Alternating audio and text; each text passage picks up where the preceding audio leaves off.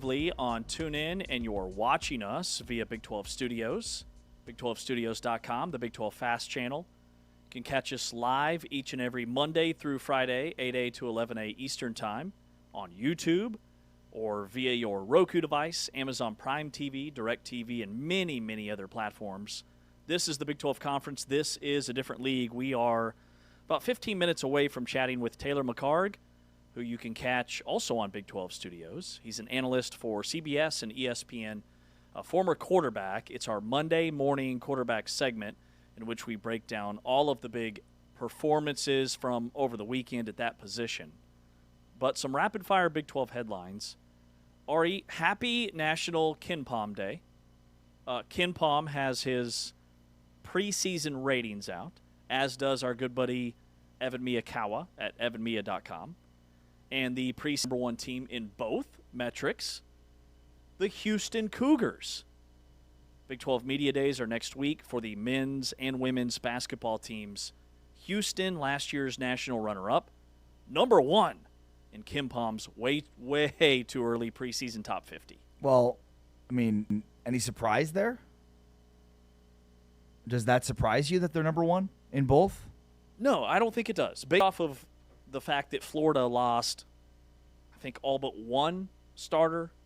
Houston has guys coming back. Emmanuel Sharp is back. Milo Suzan is back.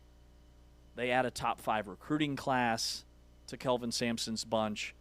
They have guys that were kind of the 6th or 7th guy in rotation last year that his players just get better year after year. KenPom also ranked his top 25 active head coaches. Kelvin Sampson was number 1. Grant McCasland was number 2. What's perhaps most surprising is Bill Self was 20 on this list. But KenPom's top 25 active head coaches, Kelvin Sampson 1, Grant McCasland 2. He's got Randy Bennett 3, Pat Kelsey 4, Rick Pitino 5, Dan Hurley 6, Kyle Smith 7, Mark Few 8, Chris Beard 9, Steve Forbes at 10. Steve Forbes, the Wake Forest coach, at 10. He's got Bill Self at 20. And I'm sure there's some... T.J. Otzelberger's at 24. That feels too low. Yeah. Also, where's the BYU head coach? I was going to say, is Kevin Young... Kevin Young's not on this list? Not on the top 25? Nope. Randy Bennett, you said? Randy Bennett is 3rd. I would love to know what the advanced metrics are that goes into that. Like the preseason top 50 at Evan. Better question. Who's Randy Bennett? Is he the head coach at St. Mary's? I do not know. This is not Tony Bennett. Correct. This is Randy Bennett. Randy. Yeah, St. Mary's coach. Good call. Do what I do. Guess you do watch sports occasionally. Huge Gales fan. Did not know. Do you know what a St. Mary Gale is? We did this. We did. Yeah. No. You don't remember? I don't. It's not a bird. Yep. That's it. That's the end of the tweet. I do not remember. Not a bird. Do you remember what a gale is? No, I would shout it from the mountaintops if I knew. Yeah. It's not a bird, which is what their logo is. All right, so the preseason top 50, it's preseason. What goes into these ratings? Well, essentially it's a sophisticated player evaluation model for each and every player on each team. And then based off of the aggregate, the law of averages, what a player's rating should be based off of the natural trajectory of experience and the growth of their career, factored in with how they rate incoming freshmen. So essentially these top 50 lists are who has the most roster talent is the way I look at it. And they've got Houston number 1.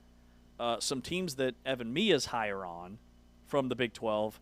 He's got Arizona several spots higher than KenPom and BYU. He has BYU number 9. KenPom has BYU number 18. Evan Miya has Arizona number 7. KenPom has them number 15. It's going to be a great college basketball season. We're excited to be out in Kansas City here in a couple of weeks to bring you everything from both men's and women's basketball media days. But, I mean, two teams that are elite in the Big 12, Houston and Texas Tech. That says nothing about two teams in Kansas and BYU that have the presumptive top 2 picks of the upcoming NBA draft.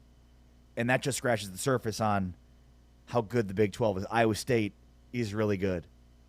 I expect Oklahoma State to take a huge step forward this year. So that's just highlighting just a few. Arizona, I mean, that's a team that we thought could be a Final Four team that's going to be really good and reloaded this year.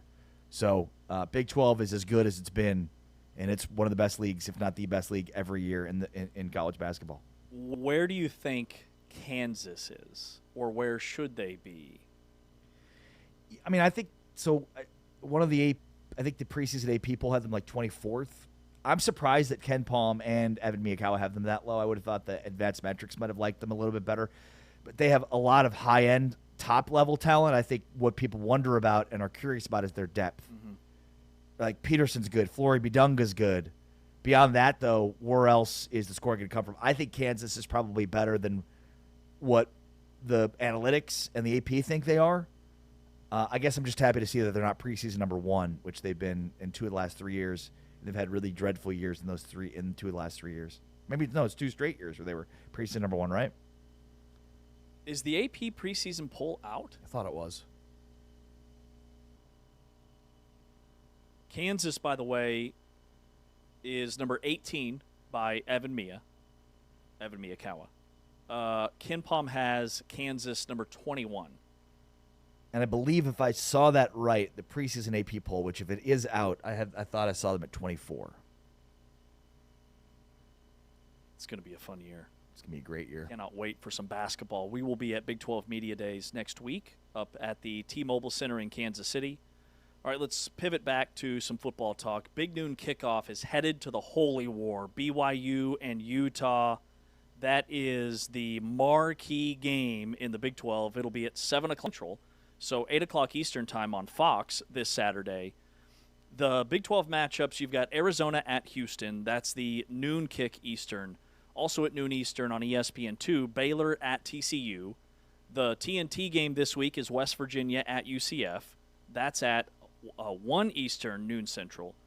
Your afternoon standalone game on Fox is Texas Tech at Arizona State. And then the night games, Utah at BYU and Cincinnati at Oklahoma State. That game will kick at 7 o'clock Central, 8 o'clock Eastern on ESPN2. So I love that Utah, BYU, the Holy War is not in the big noon kickoff window. So the big noon show, I'm trying to remember what the distinctions are here, but the pregame show will be on site in Provo. Correct. The game will not kick off until 7 Central, 8 Eastern.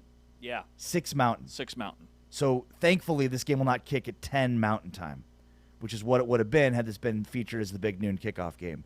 So love that this is a later game. Not exactly sure that, you talk about fans being properly lubed up for evening games. In the case of Provo, probably not. Maybe the Utah fans bring the noise. But this is, in many ways, exactly what the Big 12 and Utah and BYU pictured when BYU joined this league and then Utah followed as a cast-off from the Pac-12. This is best-case scenario for these rivals. You've got a 6-0 BYU team, a 5-1 Utah team. The only loss for Utah is to Texas Tech, who's the best team in the country, or one of the best teams in the country. So, this is as good as it gets. These are 2 elite rushing football teams, 2 elite defenses, really good up front on both lines of scrimmage, like both ranked. This is exactly best-case scenario for these 2 teams when they joined together in the Big 12 and this rivalry was reinvigorated. This is only the second time they've played since 2021. Remember the rivalry, the streak ended in 2019. They didn't play in 20, and then they picked it up again in 21 after COVID, and then they didn't play for 3 years. Last year, 22-21, BYU won that game when BYU was ranked at 9th in the country. This is probably, in terms of both teams being ranked, maybe BYU was ranked in 2018. Utah was ranked 18th and won the matchup. Trying to think when the Zach Wilson era run was in the rivalry. 2020-ish. COVID, BYU had a big year. So, yeah, I think this is unquestionably the biggest game in the history of this rivalry.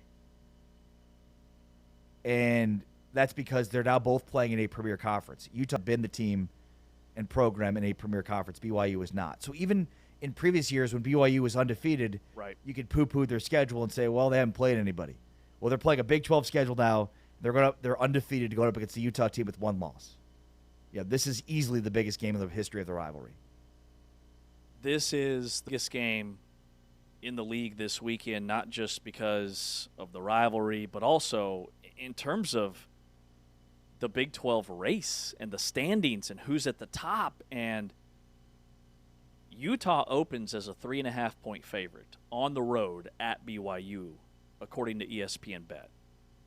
But this is a massive game. If Utah wins this game, all of a sudden they're going to be the team that's tied for second in the Big 12 standings.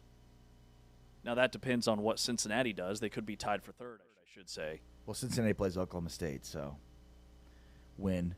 21.5 is the line on that game, by the way. The other one is Texas Tech at Arizona State, and this could be a much more competitive game depending on the status of Sam Levitt. But with that being said, if Arizona State's defense plays like it did against Utah, it doesn't really matter who's at quarterback. And I think that's the big takeaway, again, from Arizona State's loss was, yeah, certainly Sims didn't help the case. Like, they needed more offense, but they just could not get stops on Utah. And Utah is a fairly easy team to prepare for because you know they're going to run, and then they're going to use play action off of that. And Arizona State did absolutely nothing to stop it. Arizona State has been really good in their defensive line and was not. So, again, depending on the status of Sam Levitt, we'll see what that looks like for the game between Texas Tech and Arizona State on Saturday afternoon.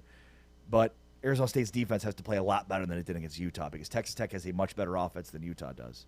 Texas opens as a 10.5-point favorite in Tempe at Arizona State. And it could be Jeff Sims versus Will Hammond. Will Hammond. Or Howard. No, it cannot be Will Howard.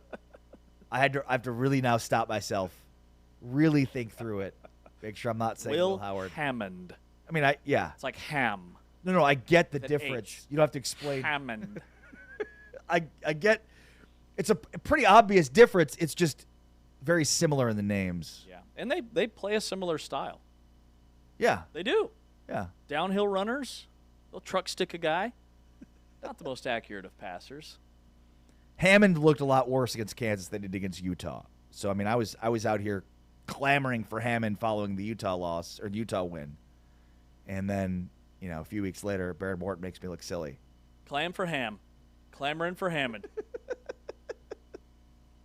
Love you some Will Hammond. Or Will Howard. Or him. And I'll say this.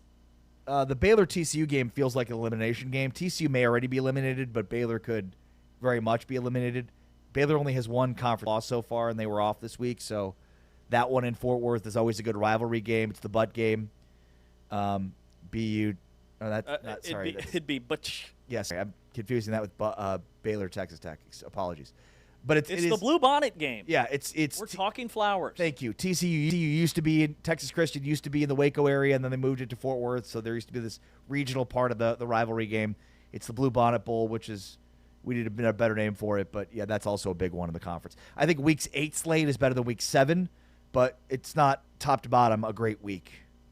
TCU's favored by 2.5 in that one. Houston hosts Arizona. That's also an underrated game. Yes. Week 8 is a pretty underrated slate.